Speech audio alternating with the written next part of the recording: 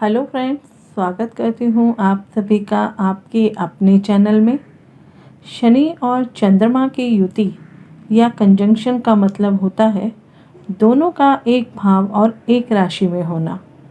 कुछ एस्ट्रोलॉजर्स इसे विष योग, पुनर्वसु योग भी कहते हैं और उनका मानना है ये युति ऑस्पिशियस नहीं होती। लेकिन मेरा मानना है कि विष योग जैसा कुछ होता ही नहीं है, बल्कि ये बहुत ही सुंदर योग का निर्माण करता है। ये विष योग का नाम कहाँ से और कैसे आया, इस पर हम आगे चर्चा करेंगे।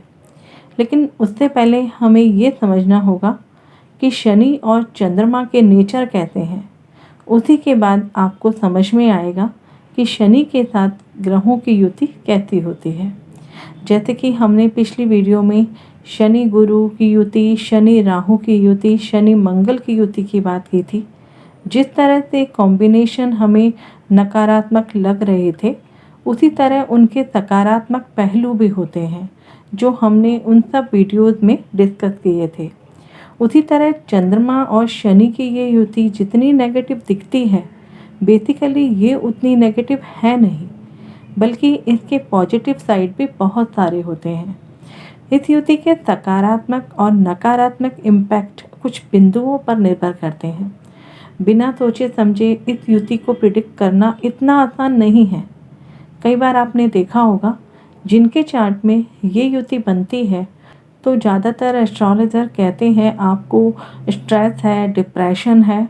लेकिन जब वह व्यक्ति कहता है I am completely fit, don't have any issue like that, तब एस्ट्रोलॉजर्स की प्रिडिक्शन का इम्पैक्ट गलत पड़ता है।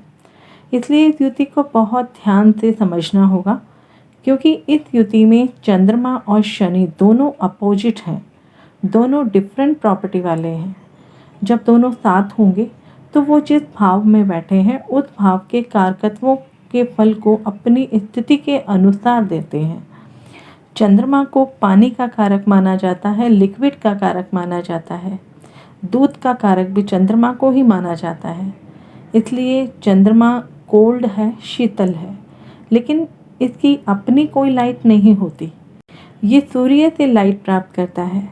जहाँ चंद्रमा कोल्ड है, शीतल है, वहीं सूर्य गर्म है, हीट को रिप्रेजेंट करता है। चंद्रमा को मन का कारक भी कहा जाता है, जिसे मनस भी कहा जाता है। मन का संबंध व्यक्ति के विचारों पर भी पड़ता है। जैसे विचार होंगे वैसी ही भाषा होगी, वैसा ही कार्य होगा। इसलिए व्यक्ति को उस स्थिति को प्राप्त करने के लिए प्रयत्न करना पड़ता है, जैसा उसका विचार है, उसकी भाषा है और उसका कार्य होता है, जिसे संस्कृत में मनस, वाचा और कर्मणा कहते हैं। इसलिए व्यक्ति विशेष के विचार भी टाइमली बदलते रहते हैं। चंद्रमा जहाँ 2.5 दिन एक राशि में रहता है, वहीं शनि 2.5 साल एक राशि में रहता है। चंद्रमा जहाँ इमोशनल प्लैनेट है, वहीं शनि गंभीरता वाला प्लैनेट है। दोनों ही ग्रह एक दूसरे के विपरीत होते हैं। इसलिए कुछ ज्योतिषी इस योग को विष योग भी कहते हैं। विष योग आखिर है क्या और कहाँ से आया? ज्योतिष में चंद्रमा को औषधि का, मेडिसिन का कारक कहा जाता है, जिसे आयुर्वेद में औषधि और मेडिकल लाइन में मेडिसिन कहा जाता है। जो दवा एक्सपायर हो जाती है या पुरानी हो जाती है तो उसमें शनि का रोल देखा जाता है। इसलिए जो दवा पुरानी हो जाती है, एक्सपायर हो जाती है, उसे हम यूज़ नहीं करते, ये कहकर कि कहीं ये मेडिसिन शरीर को नुकसान ना करे, ये पॉइज़न बन गई है, हमारी बॉडी को रिएक्शन कर सकती है। एक तरह से ये दवा विषाक्त हो जाती है, विष बन जाती है और वहाँ से विष योग का निर्माण हुआ। लेकिन कुंडली में ये योग पूरी तरह से बनेगा या नहीं बनेगा, इसके लिए दोनों ग्रहों की पोजीशन देखना बहुत ज़रूरी है। किस राशि, नक्षत्र, डिग्री या फिर किस तरीके के ग्रहों का आस्पेक्ट इस युति पर होता है। इस नज़र से इस योग को विष योग मानकर इसे नकारात्मक मान लिया जाता है। ज्योतिष में चंद्रमा को माता माना जाता है और सूर्य को पिता। लेकिन नाड़ी ज्योतिष में चंद्रमा को माता पार्वती और शनि को शिव का स्वरूप माना जाता है, जिसे अर्धनारीश्वर योग भी माना जाता है। एक और योग के नाम से इस युति को जाना जाता है, वह है चंद्रमौली योग, जो बहुत ही ऑस्पिशियस भी होता है। बड़े बड़े राजनेताओं की कुंडली में अक्सर ये देखने में आता है। चंद्रमा मदर को रिप्रेजेंट करता है, पीस ऑफ माइंड का कारक है, एजुकेशन का कारक है। लाइफ की जितनी भी हैप्पीनेस होती है उन सब का कारक चंद्रमा होता है। यहाँ तक कि हमारे ब्रेन की फंक्शनिंग भी मून के अंडर में ही आती है। मून फास्टेस्ट प्लैनेट है, लगभग 2.5 दिन में एक राशि को क्रॉस कर लेता है। वहीं शनि की बात की जाए तो शनि लाइफ के चैलेंज को रिप्रेजेंट करता है, डिसिप्लिन को रिप्रेजेंट करता है, हार्ड वर्क को रिप्रेजेंट करता है, हमारे कर्मों को रिप्रेजेंट करता है और हमारे कर्मों के हिसाब से ही क्या रिजल्ट मिलेगा वह भी शनि ही डिसाइड करता है। In other word we can say Saturn teaches us as a teacher who teaches through punishment and make one realize the purpose of life. No one can escape from Saturn.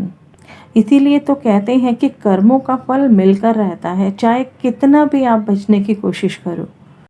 जहाँ चंद्रमा emotion को show करता है, शनि वहीं struggle को show करता है, hard work है। अगर इनकी प्लेसमेंट अफ्लिक्टेड होगी तो लाइफ के जितने भी काम हैं या फिर जितने भी रिश्ते चंद्रमा के अंडर में आते हैं उनमें शनि की युति होने के कारण कुछ कमी जरूर आती है। चंद्रमा मन को कंट्रोल करता है, विचारों को रिप्रेजेंट करता है, लेकिन शनि मन को, किसी भी विचार को विरक्ति में बदल देता है। इसके लिए हमें ये समझना होगा कि जिस काम को हम पॉजिटिव समझ के कर रहे हैं और उसका जो रिस्पॉन्स है वो हमें नेगेटिव मिल रहा है, तो ये भी हम सैटर्न के द्वारा ही समझ सकते हैं। और अगर कोई काम हमें नेगेटिव लग रहा है और उसका रिस्पॉन्स हमें पॉजिटिव में मिल रहा है, तो ये भी हमें शनि के द्वारा ही समझने को मिलेगा। ये सब शनि की अपनी पोजीशन पे डिपेंड करता है कि कुंडली में शनि किस पोजीशन पे बैठा हुआ है, तो हमें हमारे जीवन के पॉजिटिव और नेगेटिव जो भी रिजल्ट मिलने होंगे वो शनि के ही आधार पर मिलते हैं। इसके साथ चंद्रमा की प्लेसमेंट भी बहुत ज़रूरी है। हम जानते हैं शुक्ल पक्ष और कृष्ण पक्ष के चंद्रमा में क्या फ़र्क है। अमावस्या से पूर्णिमा की तरफ जाने वाला चंद्रमा पॉजिटिव इफेक्ट देगा, पूर्णिमा से अमावस्या की तरफ जाने वाला चंद्रमा से हमारा मन नेगेटिव होगा या हमारी सोच नकारात्मक होगी।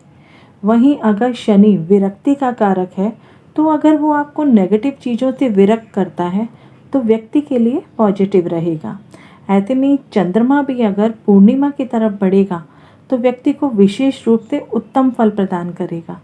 बाकी कुंडली के दूसरे एस्पेक्ट भी देखना बहुत ज़रूरी होता है। अगर ये दोनों ग्रह कुंडली में अच्छी पोजीशन पर होते हैं तो बहुत ही बढ़िया रिजल्ट देने वाले होते हैं, लेकिन चंद्रमा के ऊपर ये युति ज़्यादा निर्भर करती है। चंद्रमा का मूवमेंट किस तरफ है उसी के हिसाब से शनि अपना रिजल्ट देता है। यदि दोनों ही नेगेटिव हुए तो रिजल्ट भी नेगेटिव मिलेंगे। इस युति को विष योग का नाम देना मेरे हिसाब से उचित नहीं होगा। जिन लोगों के चार्ट में ये युति होती है, ऐसे व्यक्ति डिप्रेस नहीं होते बल्कि गंभीर सोच वाले होते हैं, गंभीर विचार रखने वाले होते हैं। ये ज़रूरी नहीं कि वो हर समय डिप्रेशन में होते हैं या हम उसे डिप्रेशन का नाम देते हैं, इसलिए इस युति को नेगेटिव कहना उचित नहीं होगा। आशा करती हूँ आपको ये वीडियो ज़रूर पसंद आया होगा। ज्योतिष की नित नई जानकारी पाने के लिए चैनल को सब्सक्राइब करें। अगर आप भी अपनी कुंडली का विश्लेषण मुझसे करवाना चाहते हैं तो डिस्क्रिप्शन बॉक्स में मेंशन ईमेल आईडी और नंबर पर आप मुझसे कांटेक्ट कर सकते हैं। मिलते हैं अगले इंटरेस्टिंग टॉपिक के साथ। तब तक अपना ध्यान रखें, सुरक्षित रहें। जय हिंद, जय भारत।